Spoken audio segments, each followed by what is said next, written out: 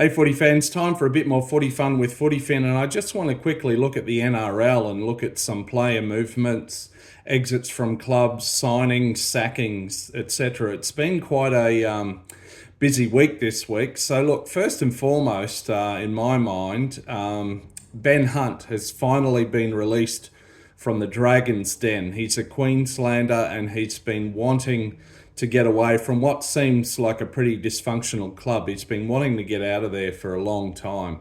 And so they finally come to an agreement where they'll release him from the final year of his contract. Of course, interestingly, Hunt is currently in the Australian Kangaroos squad, as is Zach Lomax. Zach Lomax has been playing with the Dragons, but for some reason they agreed to release him months ago, and he'll join the Parramatta Eels.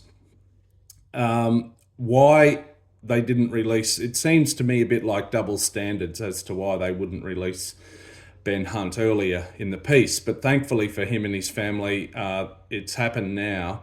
You do have to ask questions about this Dragons joint venture club and the culture there. Why is it that their two premier rep players, their only current Kangaroo players, are both leaving the club and have played their last game with this club? Look, it seems to me from the outside like a bit of a train wreck of a club. But anyway, be that as it may, they're both leaving. So where's Ben Hunt going to end up? It's almost certainly, I think, going to be in Queensland. The Dolphins have been mentioned. Now, interestingly, of course, they've got, Ben Hunt's about 34, I think, so he's in the twilight of his career. Huge amount of experience, grand final, Origins, Australian Kangaroos, etc. Katoa, of course, Isaiah Katoa is a sort of approximately 20-year-old incumbent half at the Dolphins. He's still a young man, still relatively inexperienced, still developing his game, even as we saw in his hit out for Tonga against the Kangaroos 2 weeks ago. A few crucial errors there. So he could definitely benefit from Hunt's experience. Of course, alongside Katoa is Cody Nikorima, who's played a lot of 5'8" for the Dolphins. He's an experienced campaigner.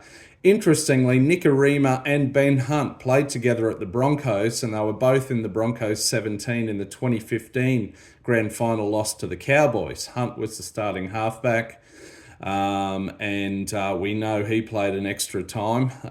No need to go into that. But Nikorima was on the interchange bench. That'd be an interesting one.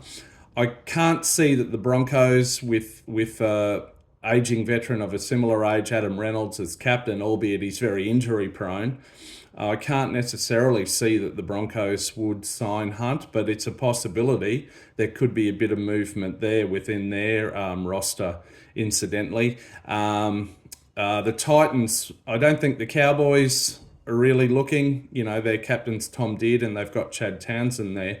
The Titans could be looking for him. They've, of course, got Tanner Boyd, and Kieran Foran at 5'8", who's another experienced campaigner and a veteran. So it'll be interesting to see where Ben Hunt ends up. There'll probably be a signing, I imagine, within the next 2 or 3 weeks and an announcement there.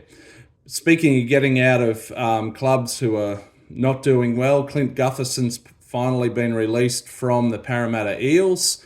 Of course, it's who would have seen this just over 2 years ago? He was captained them to a grand final, and now things are where they are. He's been linked to the Dragons for a while, incidentally. So let's see how that pans out. At the Broncos, Reece Walsh has just signed on for another 4 years, $4.4 million contract that'll take him through to the 2029 season. He still has 1 year left to run on his existing contract, I believe. I'm not necessarily a big fan of that sort of marquee signing for that length of time, that amount of money. I don't know. I'm not convinced that it's the best use of funds for the Broncos, but anyway, it's history now. And of course, it will be interesting to see what they do and what decisions they make in relation to Ezra Mam, and what the legal process is that pans out there. Of course, the Bulldogs have understandably let Josh Adokar go this week, so that might set a precedent for the Broncos. We'll wait and see. But anyway, interesting times. A lot of players are on the free market now as of 1 November, yesterday. So it'll be interesting to see how it all pans out and what signings happen in the coming weeks. Anyway, that's it from me for now. Till next time, you might see me out around the left edge. See ya.